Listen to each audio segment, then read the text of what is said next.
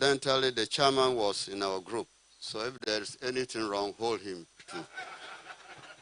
Okay. Yes. We worked on regulation and accountable governance. And we started this thing with a presentation to set the stage for it from one of our colleagues, Professor Abigail Opoku-Mensah. To make it very brief, she showed us the landscape, Ghana's education landscape. We have the basic schools, secondary schools, and tertiary institutions. So they're so broad. I'm presenting for tertiary institutions, and my colleague here will present for the pre-tertiary. But to precede all that, we mentioned a number of regulatory bodies for these two places. The tertiary is mainly regulated by GTEC, and the governance system is their councils. So that's what I'll be focusing on. And for tertiary, we have had people coming from colleges of education. We don't hear anything. Please, when we say tertiary here, it includes the universities and all. In terms of the regulators for pre-tertiary, we have mainly the National Teaching Council, National Schools Inspectorate Division, NACA, that's the National Council for Curriculum and Assessment, and CT-VET. So we go on to the main presentation. The guidelines came from the organizers, and there are 7 major areas they expected us to work on. 1, policy reforms. 2, quality assurance. 3, stakeholder roles. 4, in their efficiency because of GTEC's influence stroke interference. How can this be improved? Should the influence of GTEC on the universities be decentralized? And we are asking the question, is there really a conflict on the interpretation and implementation of policies? So the recommendation we make there is that there need to be a better consultative meeting between GTEC and tertiary institutions to remove this so-called conflict, to understand themselves. Question 2 is, what are the weaknesses and challenges in the current education policies and regulatory framework? And we had these comments to make. 1, in terms of the challenges, unbridled expansion in programs of the universities without the requisite resources. The Director General mentioned it this morning, and he gave the example. You say you want to run a nursing program, you have a distance learning program in a primary school somewhere. You won't do. Now, so it says this we believe is driven by the need to bring in additional funds to the universities. But we need to be careful. So policy regulating how public universities open satellite campuses and launch new programs should be strengthened. That's the recommendation. 2, the governance systems in higher education space is challenged with political interference. That is another challenge. And the third question is, what are the weaknesses and challenges in the current education policies, or we are continuing on that? And that the expertise of government nominees on university councils should be re-looked at. It shouldn't just be because you are in party. When they are being selected, they should consider the contribution they will bring to the councils. So the quality of the nominees is paramount. There should be people who demonstrate clear understanding of university regulations and governance. It is further recommended that government nominees should, 1, should not be a former employee of the university unless they have been away from the university for a period of at least 10 years. 2, all new council members must undergo a mandatory orientation upon their appointment to understand their roles and responsibilities. We'll continue there. There should be clarity and collaboration among regulators and institutions on interpretations and implementation of policies. I've mentioned this. Okay. It continues. The second question there is, how can decentralization improve education governance? So there should be decentralization of the question we ask is that, should there be decentralization of the regulatory implementation of accreditation process? It's recommended that GTEC's collaboration between quality assurance officers of the various universities should be enhanced. There was an additional thing. The private institutions felt left out. So there's this thing which is added there, that regulatory framework sensitive to private tertiary institutions should be looked at. And the write-up there says, private higher educations acknowledge the existence of the Education Regulatory Bodies Act 2020 and its provisions. However, it is the impression that the current regulatory framework does not adequately address the specific needs and operating models of private higher education institutions. A dedicated framework is essential, and therefore, we propose a predictable and transparent regulatory system for private higher education institutions. Okay. Now, under quality assurance, the question is, what standards and benchmarks should be set for teacher qualification and student performance? And we say that though it's required that people teaching at the university should have a terminal qualification, they need to have, in addition, pedagogy qualification within 3 years after engagement. Okay. Now, the next one, that the issue of qualification requirements for people who teach in professional colleges should be looked at.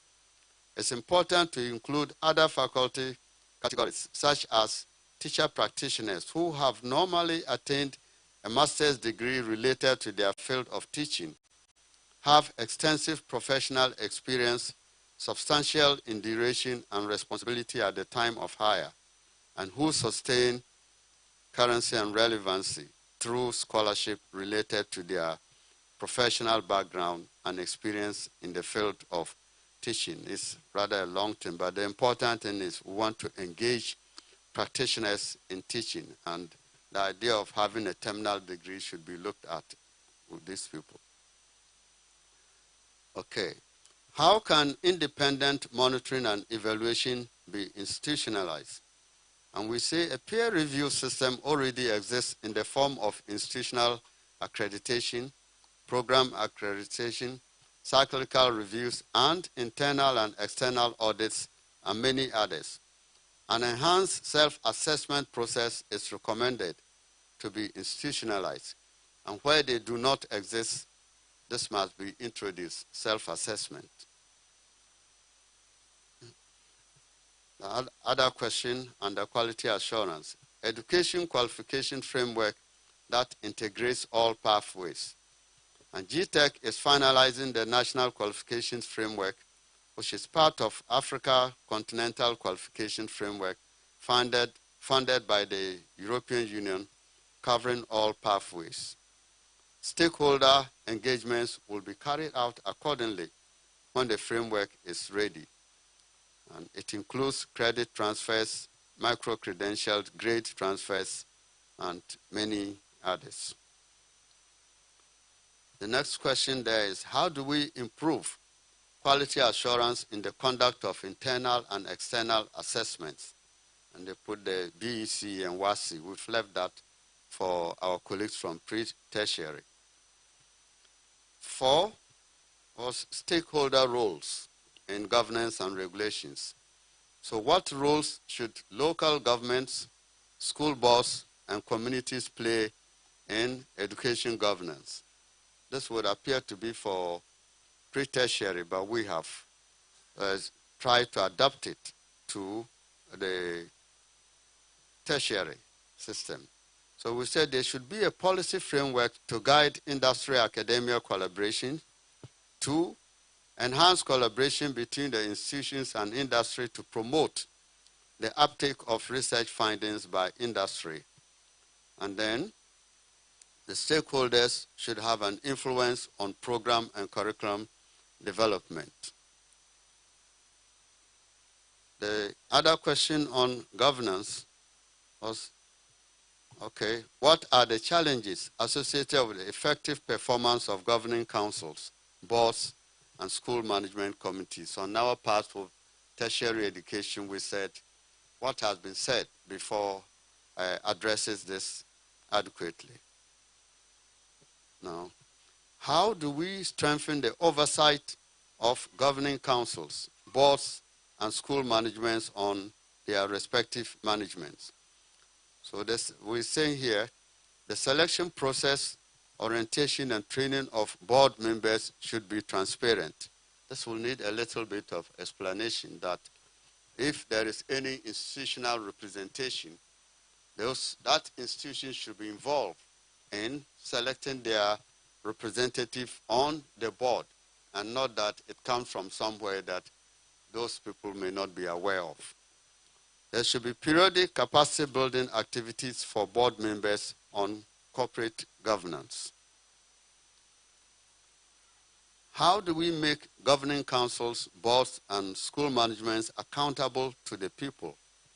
And there again we say we can do this through the proper orientation of the councils to enable them know their roles and responsibilities. Now, we are getting to the end. We're also expected to comment on issues of affiliation, accreditation, and regulatory body reforms. On affiliations, we say the institutions should adhere to existing body of policies, and then accreditation fees and program accreditation and reaccreditation period should be extended from 3 years to 5 years. And the reason is that at least 5 years, one cycle of students would have graduated. We believe that the 3 years was set at the time when, okay. So areas of reform, periodic and consistent engagements with institutions so that issues bordering on regulation and university management can be considered. Standardization of accreditation and quality assurance tools with assessors through enhanced orientation for accreditation assessment and teams.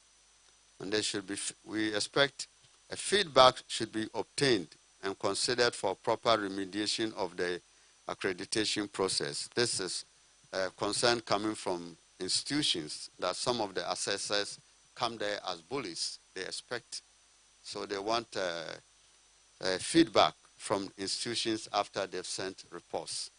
We say thank you for tertiary. Okay.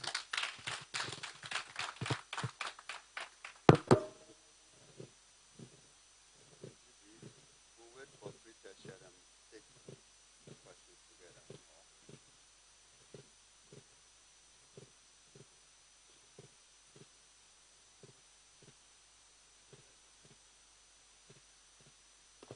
Can I suggest that when all is done, that we create an opportunity for questioning?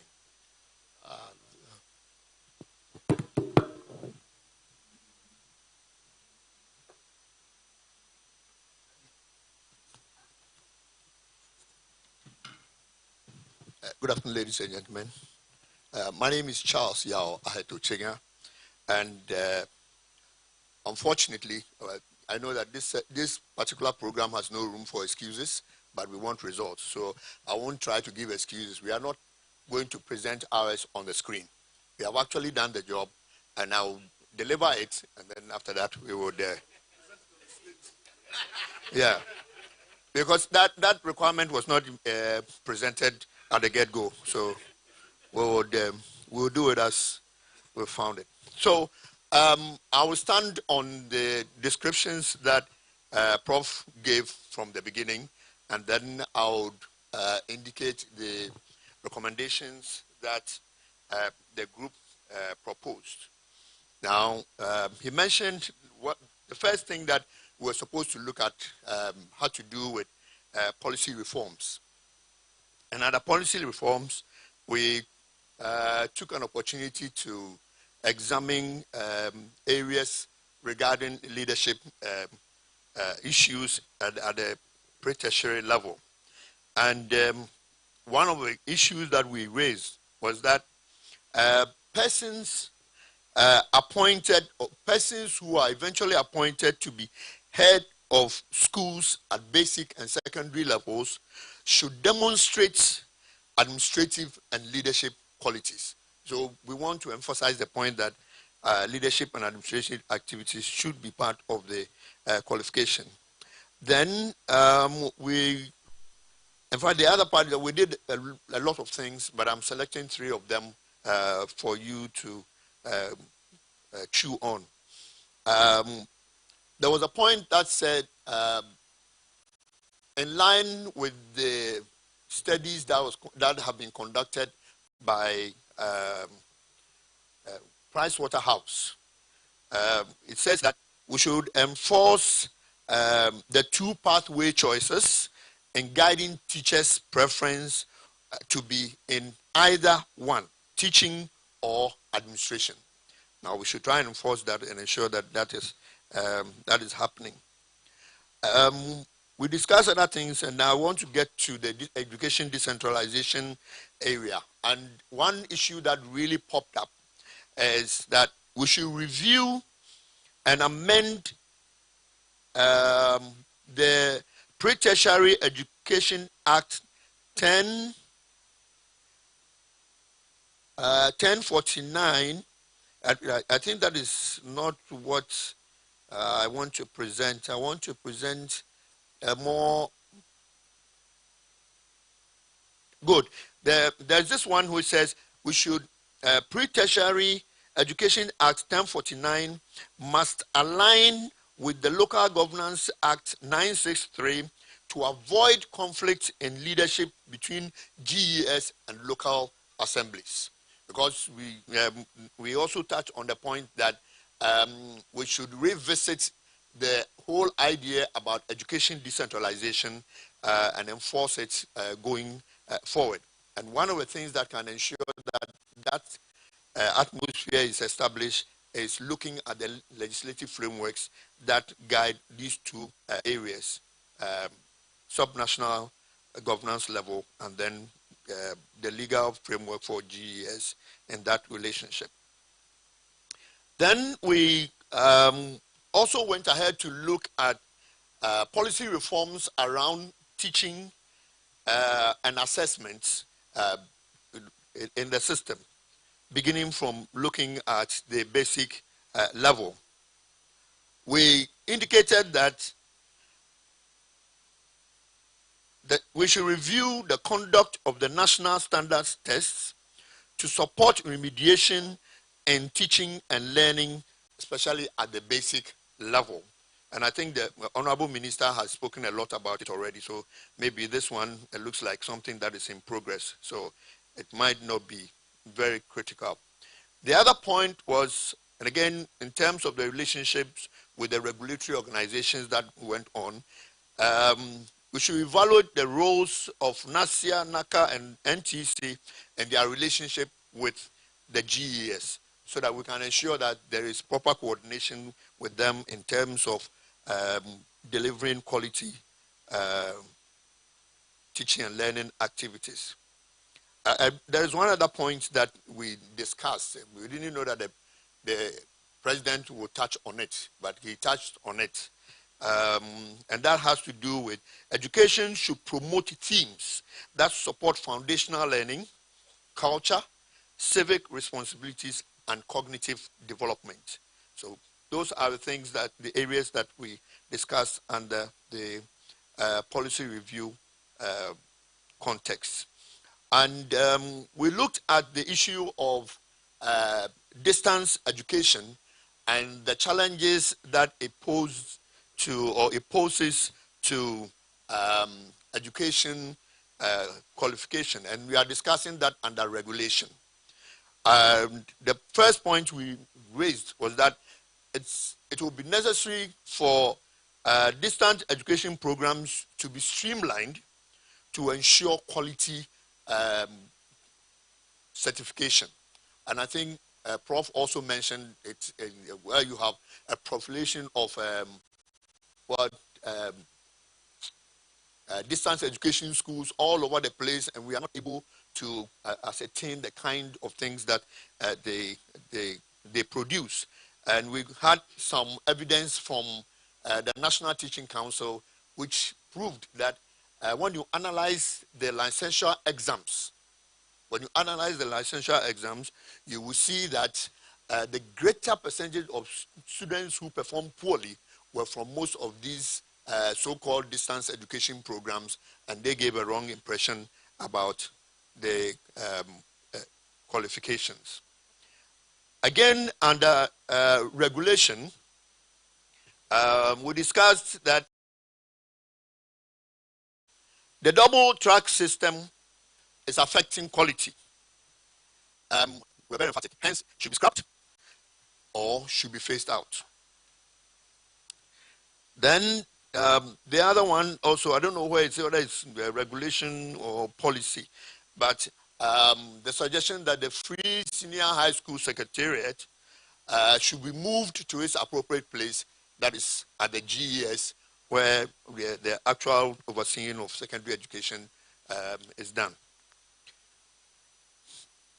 On the issue of independent monitoring and evaluation, the group mentioned that there should be efforts to ensure the inclusion of data on special schools in EMIS. That every effort should be made to ensure that we have up-to-date data on EMIS. And that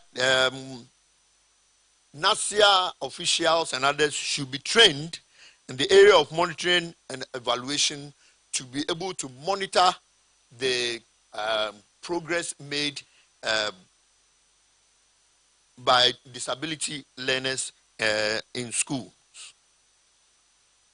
I have 3 more minutes. On quality assurance, the suggestion was that the ministry should open up assessment opportunities for external examinations, to which ensuring that other parties apart from WAEC would be involved in the examinations that are offered at the basic and secondary level. And then there was the suggestion that teachers must also endeavor to give honest appraisal of learners to ensure that they are properly graded. And then related to that also is the consideration for the assessment process to factor in digital assessment.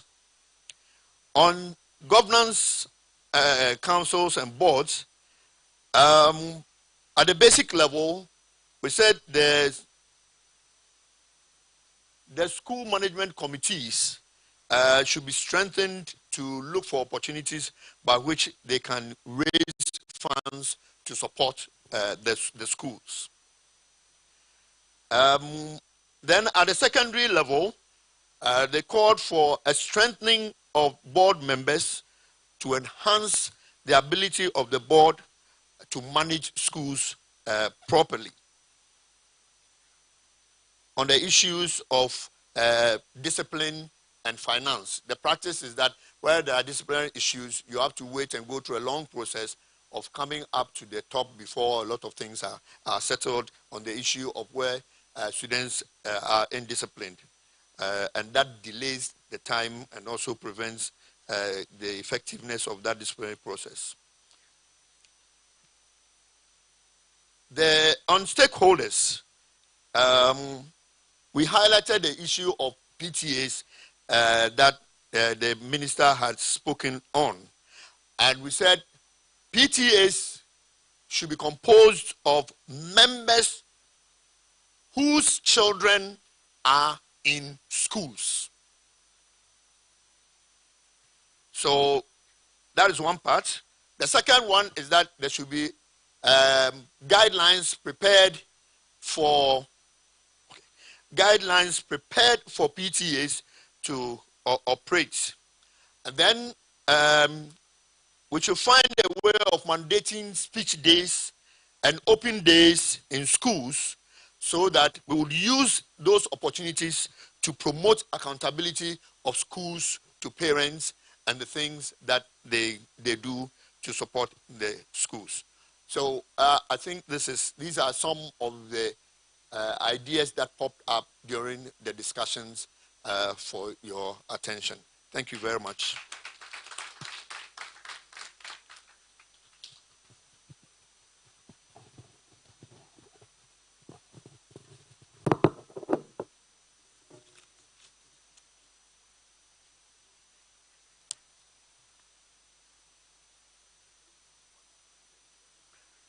Okay. Thank you so much. Can we give it to regulatory? We're going to invite the next group, finance. I've taken guidance from chairman that we should receive all the presentations, then we can have discussions.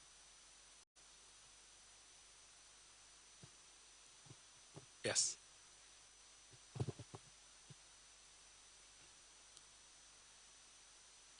Chairman, will proceed. Okay. Thank you. So I present to you Dr. Peter Patty.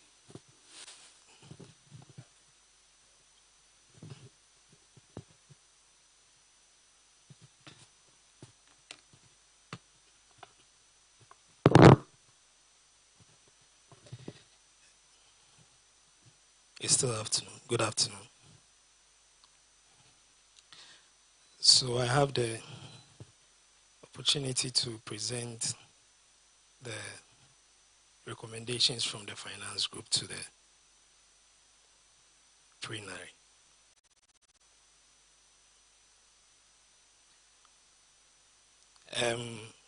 The finance group was chaired by Dr. Prince Kofi Kujesin. We had Dr. Julius Carter as our moderator, and then Professor Joseph Tufo-Kwarteng also as a moderator. We had Mr. Divine Pe as an advisor for the group, and it was made up of varied number of aspects.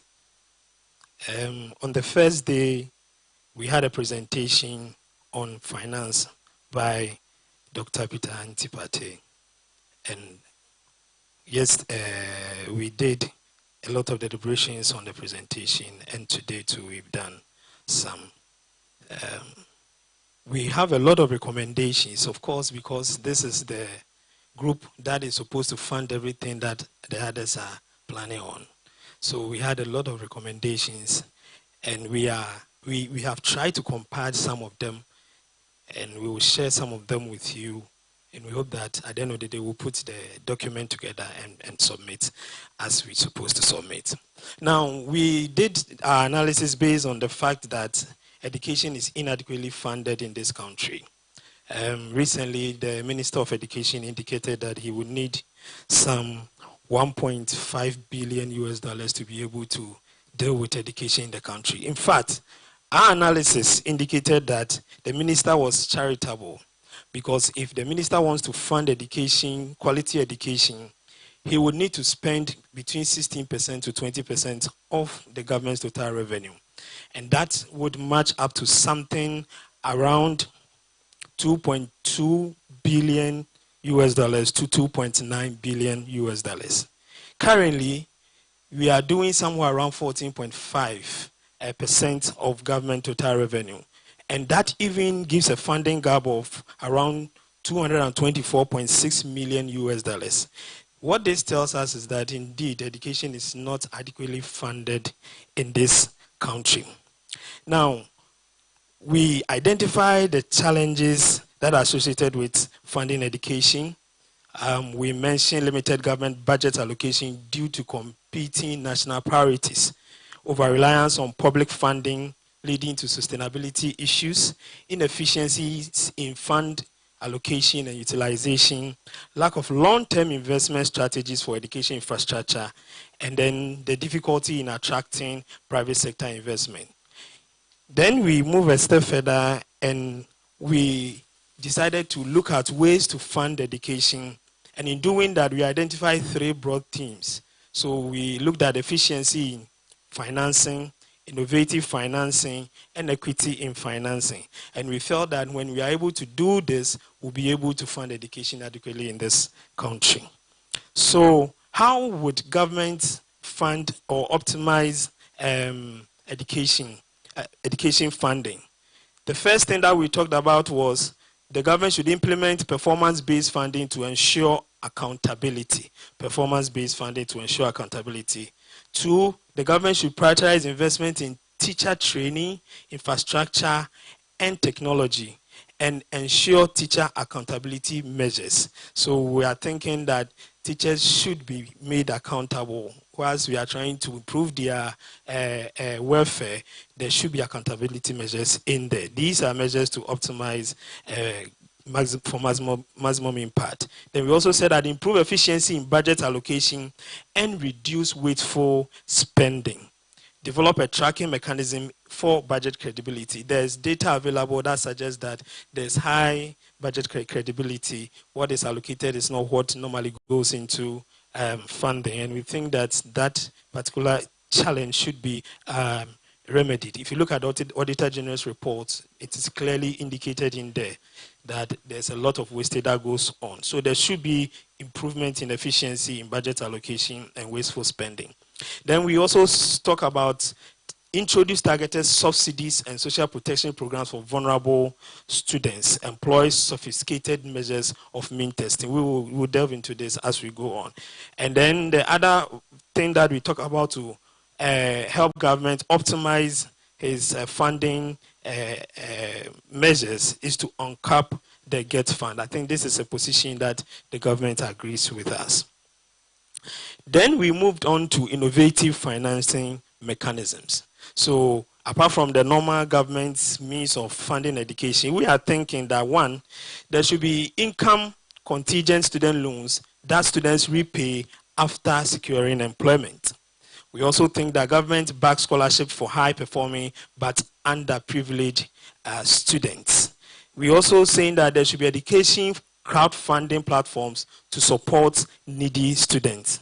We are also thinking that corporate sponsorship programs where companies finance students in exchange for future employment commitments can be explored. Then quality education impact bonds. We are thinking that investors fund education programs and get returns based on measurable outcomes. Then we are also proposing that government should explore debt for education swap. Something that we were even informed yesterday that during the HEPIC period, we were able to experience that. Recently, World Bank has, Cote d'Ivoire has been able to secure almost 400 million euros under this project. And we are thinking that this is an innovative way that will be able to get money to fund education. We are also saying that there should be strengthening of partnership with private investors and international donors. We think that there's a lot of money that comes into the sector and it sits on different CSOs and NGOs, and they decide where they do their projects and other things. And we are suggesting that all these should be consolidated and a desk at the Ministry of Education created to streamline the distribution of these monies that comes in. Some guidelines should be put in place so that those monies are channeled to where the need is actually. We also thinking of a blended financial facility and credit guarantee for low-fee private schools. We know that in most of our communities, there might not be public schools there. The only school serving the community will be a private school. So we are thinking that government can stretch a hand to these schools and provide some guarantees for them to access some credits and then ensure that those kids in those areas also receive some form of education. Then we're also thinking that there should be an endowment fund which will support tertiary education based on a formula. Here we are thinking that the tertiary institutions should streamline the process of obtaining grants, which they can use to also support or fund some of the activities on campus. And this is something that we think we should really do. Then we wanted to ask the question, how can the private sector contribute to ensure that we're also having a lot of resources to fund education? We are saying that there should be an introduction of tax incentives for business that invest in education. So if a business is investing in education, you should have some sort of tax incentive for them. Encourage corporate social responsibility projects focus on education. And with this, we also think that it should not be done haphazardly. There should be some streamline in terms of how these are done, so that you don't have more of, all these are part of the equity principles that we are talking about. You don't have more of these monies going back to places where the resources are already there. And this, we think the Ministry of Education should show interest in, so that the corporate social responsibilities of various institutions and organizations are brought together and used to fund where the needs is supposed to be. Then we also think that there should be public-private partnership to support infrastructure and technology, establish education endowment funds supported by private companies and philanthropists, and then strengthen donor engagement through transparent and accountable fund management. Then we talk about equity financing. And under equity financing, we are proposing that there should be equity-based models in education budgeting. As it stands now, we think that the distribution of resources, even within the education subsector, does not follow any credible formula in terms of equity. So we don't know why we are giving 40% to this area and we are giving 30% to this area. We think that there should be an equity-based model in that particular perspective. Then we are also proposing that the COCOBO scholarship that used to be given to students in the senior high school should be reclassified to provide infrastructure for schools in rural areas or schools in COCO communities, so that that money can serve to bridge the gap of inequality between education provision in rural and urban Ghana.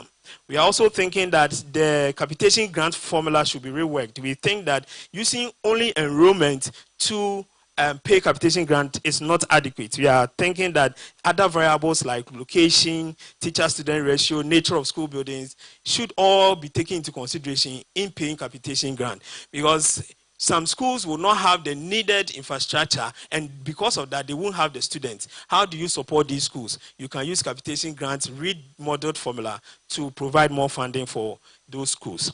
Then we are also thinking that we should prioritize the funding of schools in underserved areas, which is clear in the MS data.